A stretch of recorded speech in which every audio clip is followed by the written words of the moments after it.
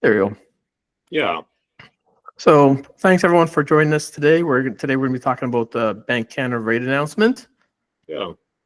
Introduction. I'll introduce myself first. My name is Carmelo Batiste. I'm a mortgage agent at yourmortgageyourway.ca. You can find me on Instagram. Although I really don't post too much about mortgages on Instagram, the best way if you have questions about mortgage, you can also email me at carmelomortgage@gmail.com. Yeah. I'm Alex Vinieski, Toronto Realtor with Remax Condos Plus, and there's a QR code there, so you can scan that and just connect to my socials from there.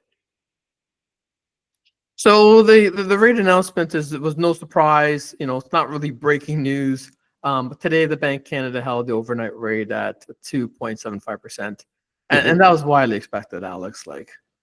Yeah. Why do you think that was expected? Because there's a lot of I know that it was in the news, and they were forecasting that there was going to be a hole, but then there was also forecast like 2-3 weeks ago that there's going to be 2 more rate reductions this year, that unemployment is high, that food inflation is high, there's uncertainty with tariffs. Well, again, the expectation was, I know it changed last Friday when Canada's GDP came out at 2.2% higher than expected. The economy grew in the first quarter, so if the economy was growing, it just kind of pushed back with regards to the economy didn't slow down, right? You're in lower rates when the economy slows down. Yeah. And this is all historic stuff that they look at anyways, right? They're kind of looking at data from a few months ago, right?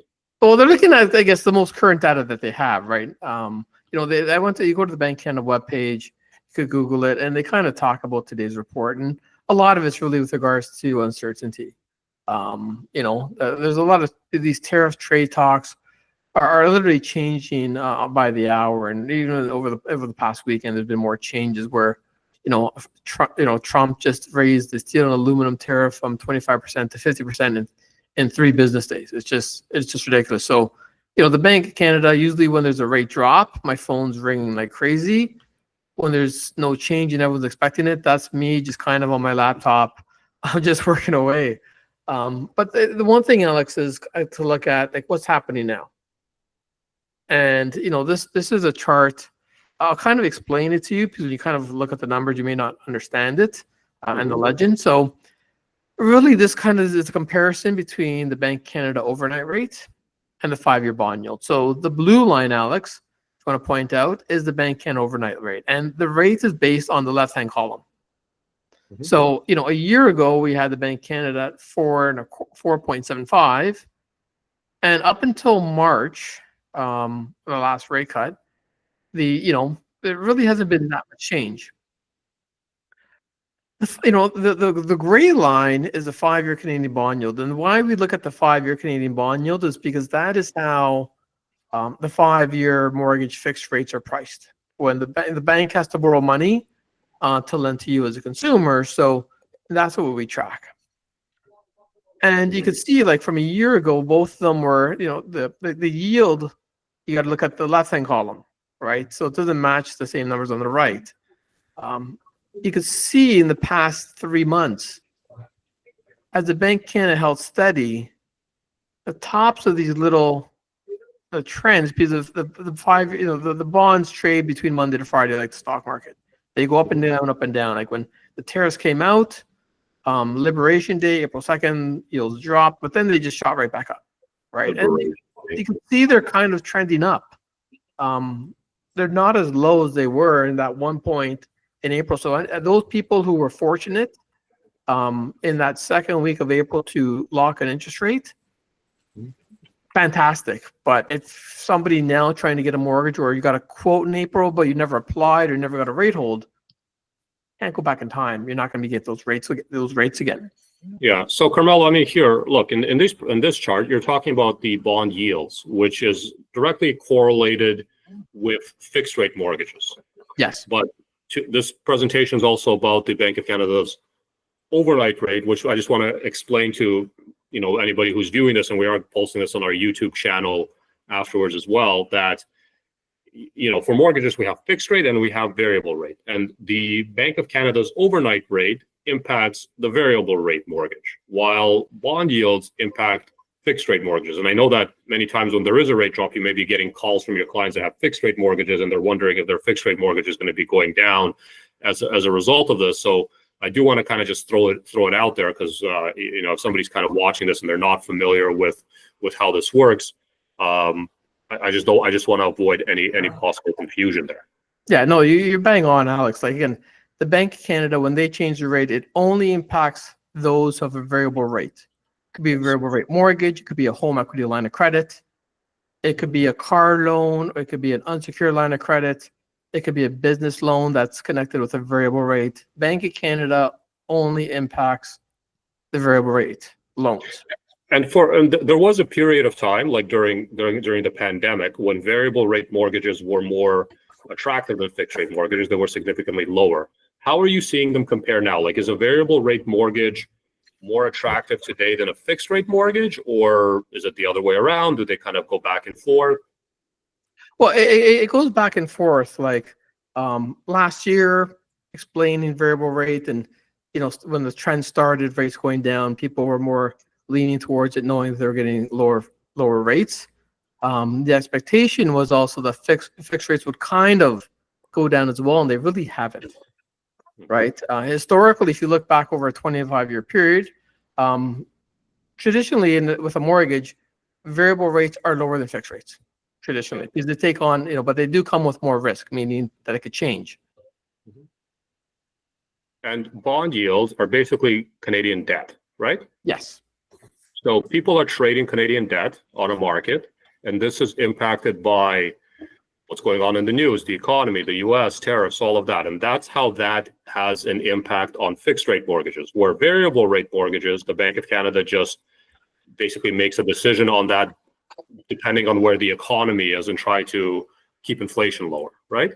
That's exactly it. So like the Bank of Canada, the rate today, 24 times, I finally get it. yeah, so that's you just nailed it, right? So this kind of now we explained this, we kind of move on. Like, Bank of Canada, their decisions impacts variable rate holders, and the thing with regards to why do they hold, right? Yeah. One thing we all see is inflation it goes up and down, right? But we're definitely, we're no longer at the inflation that we had in 2022, 2023, when we had inflation going up to as high as like 7, 8, 9%, right? They had to raise the rates back then because inflation was getting out of control.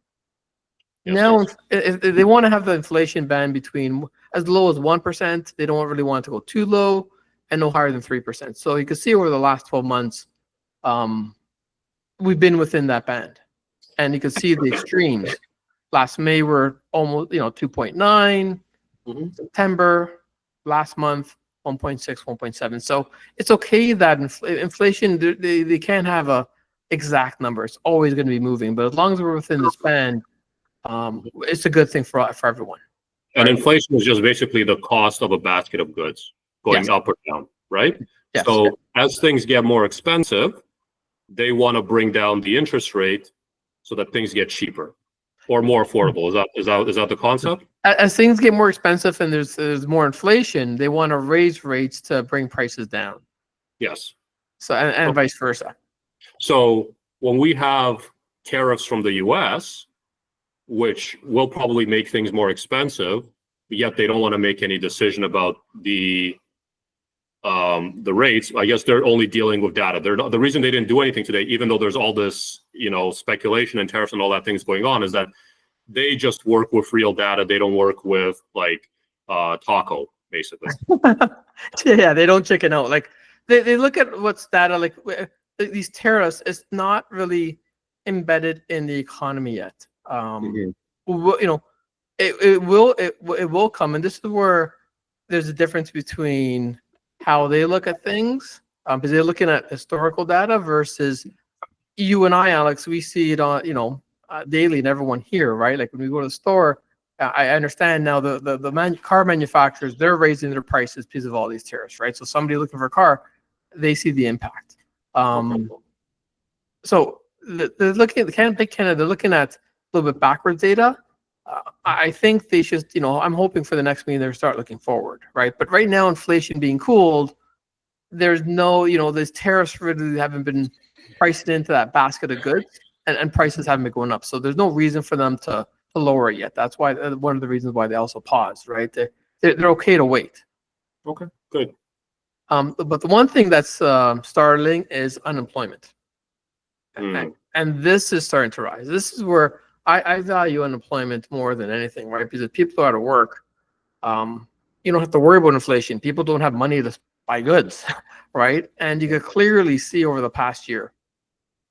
We're basically where we were in November last year, but what was in November last year? Why there was nothing really. I mean, Trump just got elected, but that has nothing to do with it. Well, it's not, again, unemployment is not exactly a straight line. As you see, there are some seasonal trends, but like December, those holidays, and then we had that GST holiday where people were kind of spending and there was a little bit of extra jobs. But you could see, like, overall over the past year, unemployment has been rising. And for me, it's a sticking point. Once we hit 7% and go over it, no bueno. It's not good at all for us, right? This is Canada wide. I mean, I think that Toronto is higher than this actually. Again, unemployment. Yeah, this is Canada wide, and again, it's different areas. Like the Bank Canada has to, they look at the whole economy, not just the city of Toronto, right? So, but overall, like if they look at it, just Southwestern Ontario, we had what, Alex? We had one plant in Ingersoll shut down. There's another plant that's delayed. The short into production. I think Oshawa cut a shift. And Honda's no longer building that battery plant in Alliston. Like in Southwestern Ontario alone, I think I read an article, that's 60,000 jobs. Many. It's a lot. It's a lot, right? Yeah. So this is where, they see this, but they're kind of, I think they're just waiting right now.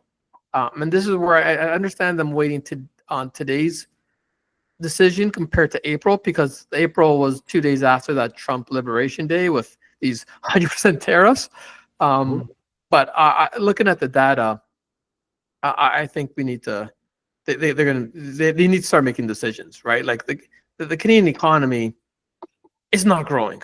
It hasn't been growing for 2 years, right? We have a tough time getting over 2%. And this is when we had massive immigration, massive stimulus. We have a new federal government right now, which is about time.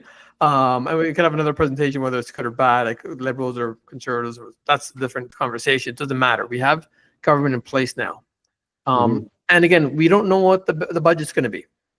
So we won't find out to the fall, but with all that's happened over the last 2 years, how can we not get growth, right? So there's more headwind than tailwind. And headwind means, Alex, is there's more things holding us back. Unemployment's rising. Our economy's not really growing. Yes. Inflation is calmed down, so at least we don't have to worry about that anymore. They need to start lowering rates. Yes. So, like, what to expect moving forward? And really, it comes down to tariffs. What is that, Star Wars? Oh, no, that's the International Space Station. Okay. That's the satellites. It's just, it's just a picture I found. Like, what's happening ahead, right? So, tariffs are ahead.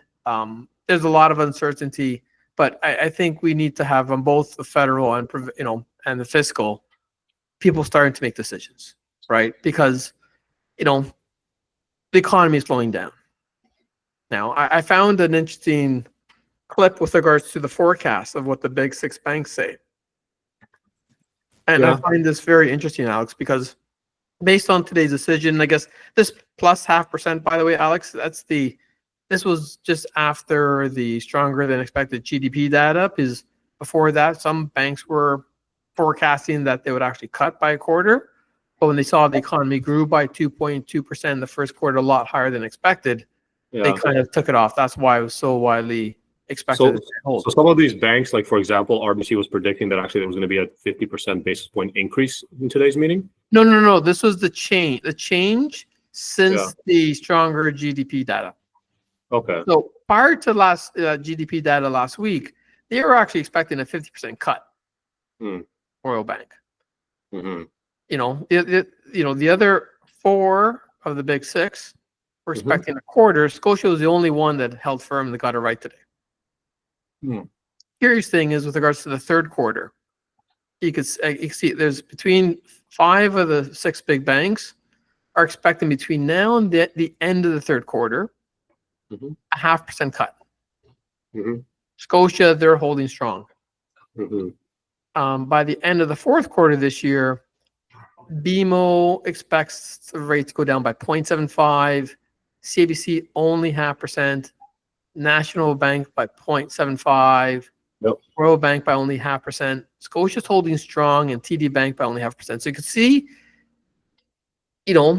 different opinions Mhm. with where they're going to go. Yeah. And how does this impact real estate costs? Well, for those that are wondering that, people buy the monthly payments, essentially. They're not buying the cost of the home, but of course, when you factor in other things, like people are unsure if they're going to be laid off or not, unemployment's going up, there's tariffs, it all kind of like factors into it as well. So it's not so black and white that just like lower interest rates means more transactions or higher real estate sale prices. Like, for example, this spring of 2025 in the GTA, and I'm talking about just the GTA market, which is quite strong. But when you look at other markets, like in Ontario and Canada-wide, they've weakened significantly, except for some markets in areas like Alberta. But essentially, it's like people were getting ready to list properties, to sell, to transact, to move on, and then all of these tariffs kind of put a tailspin. And as a result of that, we've experienced a pretty significant slowdown in the real estate market as a whole. As far as the Greater Toronto Area market, the slowdown has been most significantly felt in the condo sector, especially the smaller condos. Freehold in the 416 continues to move strong, even though the May data did come out from TREB saying that freehold prices fell about 4%. Yeah. So to summarize that for anybody who's wondering how this is all kind of tied back into real estate. Yeah, like you nailed the one thing bang on. Like it's all about payment, right? About affordability. Yeah. Can people afford the payment? Interest rates has only a small part of it when it comes to payments, because the lower the rate, it does have a small impact to the payment. Big impact compared to where we were 2 years ago. But now, a quarter change here really doesn't have major impacts right now. If we see another 0.5% rate cut, that's a little bit more meaningful. And even qualifying, Alex, like lower the rate, the more you could qualify. Yeah. But then also other factors too, right? Because the overnight rate also impacts things like lines of credit. Yep, lines of credit. It impacts businesses borrowing money. It's a big thing, right? Yeah. So I'm going to stop the recording. 1, 2,